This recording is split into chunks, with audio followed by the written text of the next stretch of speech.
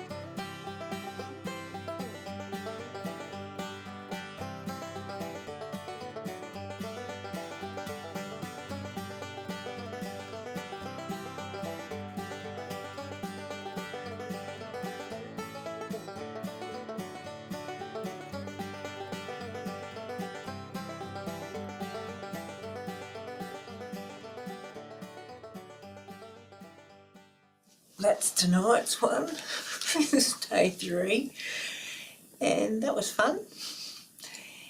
It's not the easiest thing to draw without pencil lines to go over, but I did a little, that's the original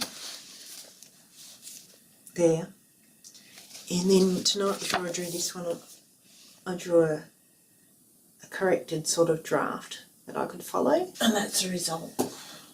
It says, "It's not fair that you have the liberty to wreck your life with drugs and alcohol." So there you go, bit of social commentary from me. It's nice not to feel really stressed about having to draw really well. I'm actually enjoying the process of making it loose, and it doesn't matter if they've got one leg bigger than the other. I did read somewhere, or I heard in one of my tutorials at one stage, that if you draw a tree, and it might be just like a round circle on top of a stick or 2 lines, if it's recognisable as a tree, if somebody recognises it a tree, then you've drawn a tree. And it doesn't matter that we have not made an exact replica of a particular tree, it's just getting the message across. I've always remembered that because it's given me more freedom to draw the symbols of my life and my social commentary in a way that makes it easy for me. It's taken me a long while to give myself permission to relax with my drawing and just draw whatever pops into my head.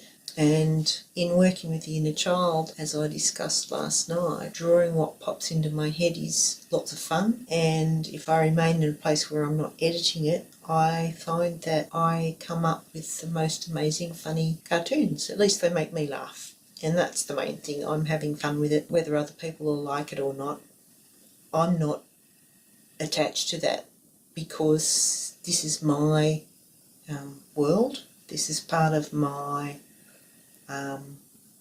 meeting my own creative needs. It's not something that I think I've got to do because I've got to earn money. Whether I ever do put it out in the world to earn money, I don't know whether that's what I'll do. I'm thinking about maybe making a little eBook of my cartoons, and that would be an interesting creative process for me. I certainly have a lot of cartoons now that I've been drawing since about 2005.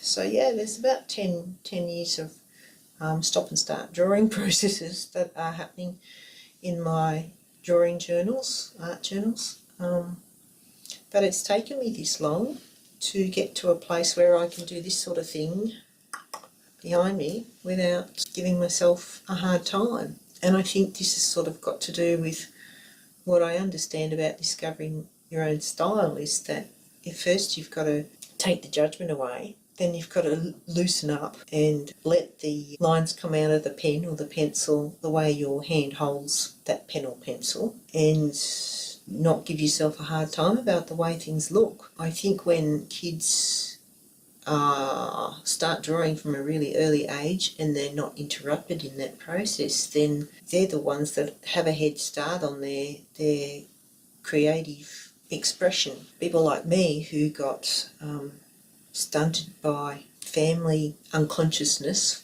and I had a really strong desire to draw when I was from a very small age, but I gave up when I was about 7 because I found that the drawings that I had given Mum that I really wanted to be hung up somewhere so people would see them were put in a cupboard behind the door, so they were hung up in the pantry, and when I wanted to show them to a visitor I had to open the pantry door, and I felt quite ashamed that they were not on display like the other pictures in our house that my father had put up when he cut them out of calendars and stuff like that and stuck them on exhibition around the house. My pictures were hidden, and then one day I came home and those 2 pictures that I had on that pantry door had been thrown in the bin, and that was it. I gave up. It was like, no, that's it. I'm giving up. That's the end of that. So I had this secret desire for a long time to draw, and I really wanted Derwent pencils. I'm one of those kids that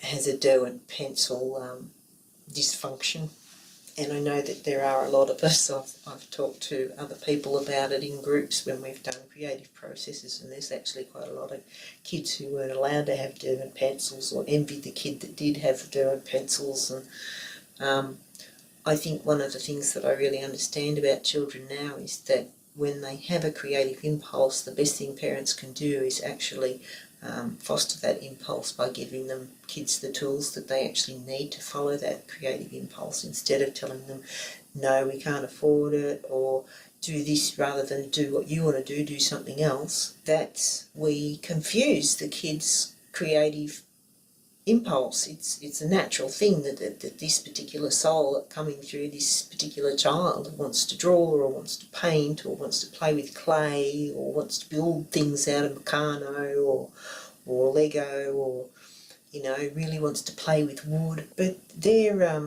soul yearnings, and when we get shut down on our soul yearnings, we start to lose a vital part of our self-expression in our life, and we start to lose our pathway, our soul pathway. So now I'm finally giving my inner child and myself the tools and permission and space and time to explore what I could have been exploring from the age of 4. And instead I'm reclaiming that space for myself at the age of 56. Better late than never, eh? So, yeah, this is day 3, and I've changed my plans about what I was going to draw, but I've done a drawing and I'm really pleased with it, and I hope that you've enjoyed the process of not only the drawing, but also the process of me sharing part of my pathway with you. Thanks a lot. Bye for now. You know what? I can see that this needs a bit of a puddle there. The other thing I noticed doing it tonight was that I didn't clean the glass, and I thought I cleaned the whole door the other night before I did my first drawing, but perhaps some of the, I don't know, grease from my skin or something. My hands don't feel greasy at all. I washed them before I started. But I felt like the pen was struggling a bit on the glass every now and then, and leaving some of the lines a bit patchy, especially here on the back of the teeth, on the top of the teeth, where I'm trying to make it a bit of a solid black. Yeah, that's number 3. Yay! Yay, yay, yay!